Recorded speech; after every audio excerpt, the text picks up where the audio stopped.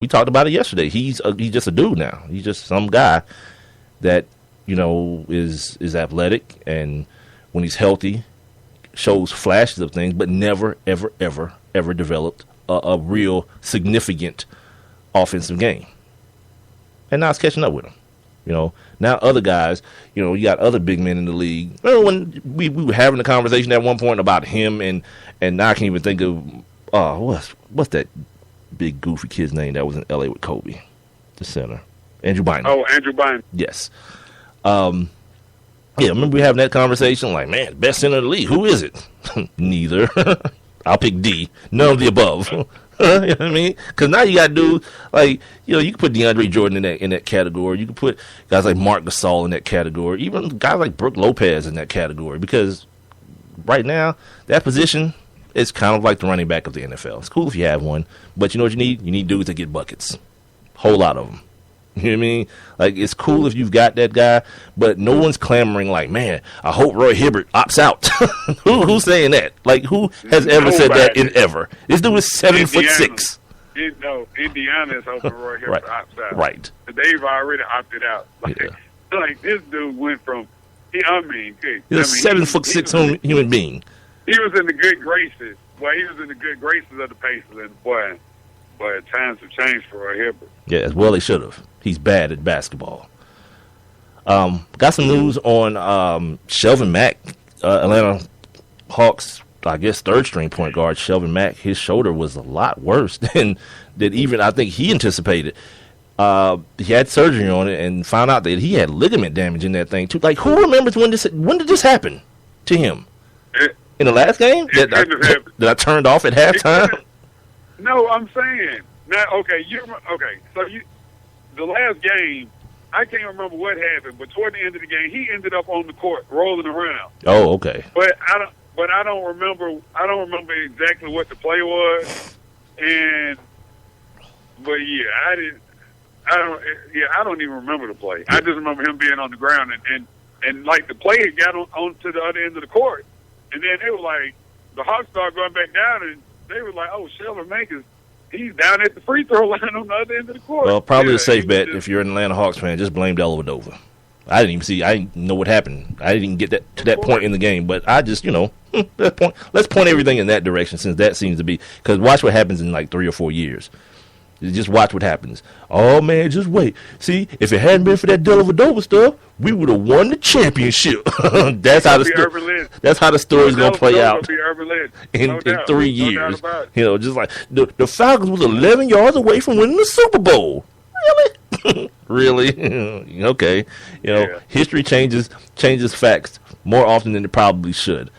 Like I said yesterday, or like I said when the show started, the Atlanta Hawks players have been in the news a little bit. Thabo Cephalosha sat down with ESPN today and talked about a little bit. He kind of alluded to the incident that happened in New York, and he still doesn't seem to have gotten over it. And I don't blame him at all. This dude missed a playoff run that would have capped off a very, very special season, and a team that needed him. As each series moved forward, they needed him more and more.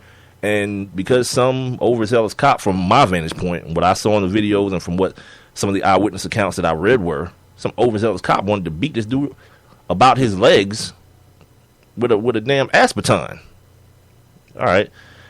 He didn't really get into any details because obviously there is an investigation going on within the department, and the Players Association is also conducting an investigation as well. But he's claiming that the incident has actually hurt his reputation some kind of way. I don't really see that. I haven't really heard anything to the point of someone saying that now Thabo Cephalosha is some sort of thug in any way. Everything that I've heard is along the same thinking that I'm on. Like, yeah, that was some messed up junk that happened to him. Like, he's the victim. Like, no, I don't think anyone's taking the cop side on this. You know what I mean?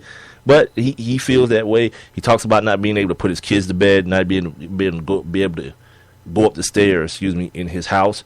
It's rough. It's rough for something that you didn't bring on yourself. And I don't know that anyone in that situation brings that upon themselves. But the fact that you weren't, like, dudes was in the club getting stabbed, And some kind of way, the dude that got stabbed walked to jail, and the dude that was just in there partying ended up with a broke leg. Wait, what? So, yeah, this is weirdness, stupidity. As well as yesterday.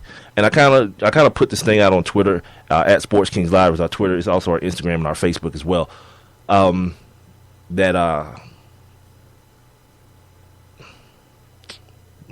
God, what's his name, dude? The coach of the Bulls, not the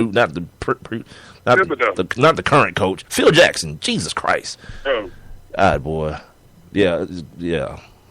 Phil Jackson has his eye on DeMarre Carroll and Paul Millsap. From everything that I'm reading, the Atlanta Hawks can only hold on to one of those guys. Tigers.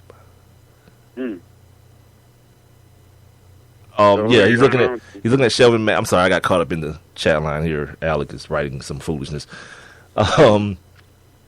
Yeah, so he's eyeing Paul Millsap and DeMarre Carroll, and I kind of just put it out on Twitter like, okay, you can only keep one because of the money that's allotted for the Hawks. You know, which one? Which one do you choose? And some guys were like, DeMarre. Some were like, they wanted to keep. It was kind of split, and then the conversation just went rogue. Like, dudes started talking about Kevin Love and Andre Drummond and all this kind of craziness. I was like, wait a minute. First of all, one of those dudes has to opt out first. Second of all, like, is anybody even worrying about fit? And, like, the question I had was immediately like, okay, so nobody wants to take another stab at it with the group you have? Like, no one wants to do that? Like, okay, we made it to the Eastern Conference Finals for the first time in 40-something plus years. But you know what? Yeah, let's move on. Let's do something totally different next year. Blow it up. All right. Let's blow it up. Look, if y'all like it, I love it. You know what I mean? Like, I don't have any root interest in this thing. I want to see some good basketball here in Atlanta. But other than that, if it was up to me, if they asked me which one we had to keep, I would say keep Paul Millsap. I would definitely have to go with Millsap on that. Okay. Any particular reason? You like his haircut better, or what are we talking about? He has his own shoe. The Millsap 4. That's a good reason. Yeah, keep the dude with his own shoe. But I'm playing now, but he does have his own shoes though. But no, I mean, I just think, right now Paul Millsap, is like a very consistent offensive player for the Hawks, and that's what they need. Even though DeMarre did, in the playoffs, DeMarre was like the leading scorer for the majority of the playoffs until he got hurt. But I just can't. I don't know, man. I just want to. If I had to spend money, then it would be on the person that has proven themselves, more so, and that person would have to be Paul Millsap. All right. Well, Paul's gonna be 30. Paul's gonna be 30, and he's gonna be looking to max out. You're gonna get DeMarre at a little bit less, and he's younger. Does that make a difference to you? Not if I'm trying to make this run. I mean, so Paul's a max dude. You think Paul Millsap's a max dude? Yeah, your silence tells it all. Worst thing ever for Paul Millsap to max out here in Atlanta, because the first thing that's going to happen is every time Dick and Hank is going to be counting his money with every missed shot. And you see that's why I just took that deep breath, because I'm like, because DeMarre is like 5 years, $50 million, or 3 years, $50 million, something like that. I don't know. I don't know what the numbers are. Yeah, I think that's what I thought. It was like 4 years, $50 million. I don't know, man. Like I said, when you start talking about the numbers, you talking about a max deal. I don't know, but the Hawks. I wouldn't. The one thing I wouldn't do is disturb the core unit too much. I know there's gonna be some tweaks here and there. Because there's got to be, But I don't know. I don't know if hell, they could go to the D League and get it and find another scrappy dude like DeMarre Carroll, maybe. Wait, what? Wait, what? It's because I guess these guys just grow on trees. Is what happens. No, I'm just saying. If it's the system, man. Okay, if it's Coach Bud's system, right? Then I feel like you can go out and get another dude. An equation never just has one number. An equation will never just have one number. Yeah, the system is Right. a part of it. That's one. But then you have players, and you have guys like that. That's kind of discounting Damari Carroll and the work that he's had to put in over his career to get to this level. Like this dude had to do work, man, to become a guy who could shoot the three ball, who could contribute offensively, and not just be a scrappy guy. Because that's not what he is. When you say that about a dude like that, he's more than that. You know, he led the team in both defensive and offensive efficiency in the playoffs on the biggest and brightest stage. So it's hard to just call a guy like that a scrappy energy guy. Nah, he's a good basketball player, and he had to work at it. So to say that, yeah, we just dropped down into the D. Like I've told you before, I've watched some of those D-League games. Yeah, those dudes ain't just running around down there willy-nilly just waiting. Yeah, that's some pretty indecent basketball that gets played down there for the most part.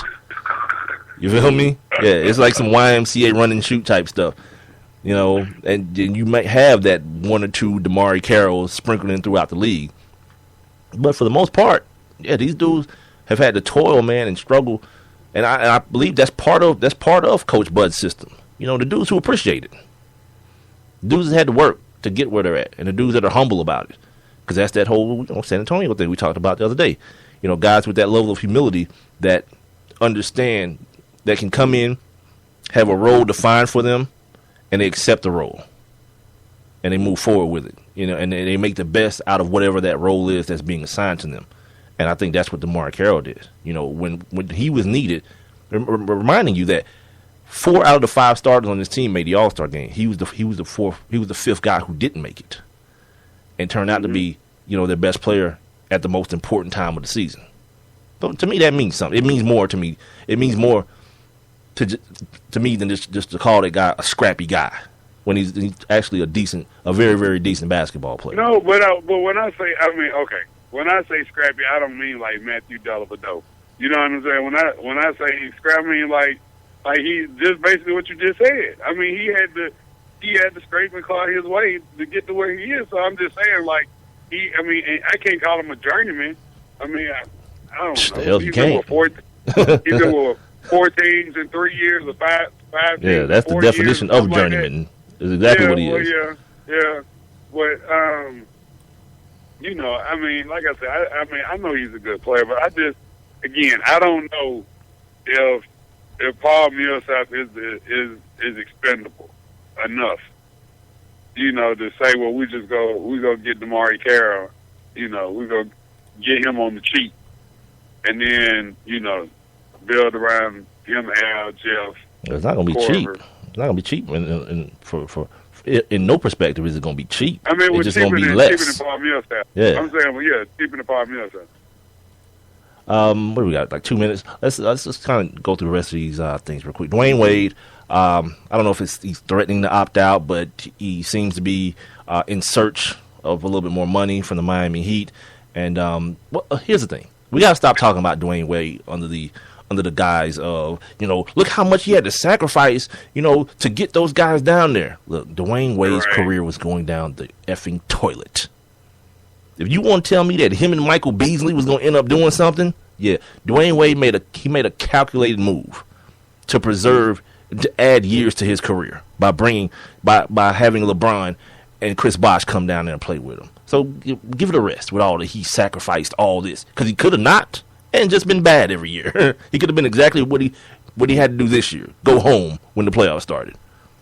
But he weighed the pros and the cons, and the pros outweighed the cons. The pros was, I get the best player in the universe to come down here and play some ball, and another guy who's very, very good, a top 5 guy at this position to come down here and play some ball. Whereas when my knees start hurting and I got to miss games, the team will still win. And eventually we'll win a couple more championships and give me 3 and put me in that elite company in the NBA. Yeah, ain't nobody feeling sorry for Dwayne Wade. Ain't nobody talking about no sacrifices. That's ridiculous, because he could have not. The same point I just made about Adrian Peterson. Ain't nobody make you. Nobody tell you that you had to do that. You did it. And now that your body has betrayed you more times than not, now you want more money? That ain't really how it works. That ain't how it works in athletics. You don't get more money the worse you get. Because why? Because it's Wade County. It's a long time ago, Playboy. That Dallas Mavericks series was a long, long time ago. So sorry. Come on, Pat.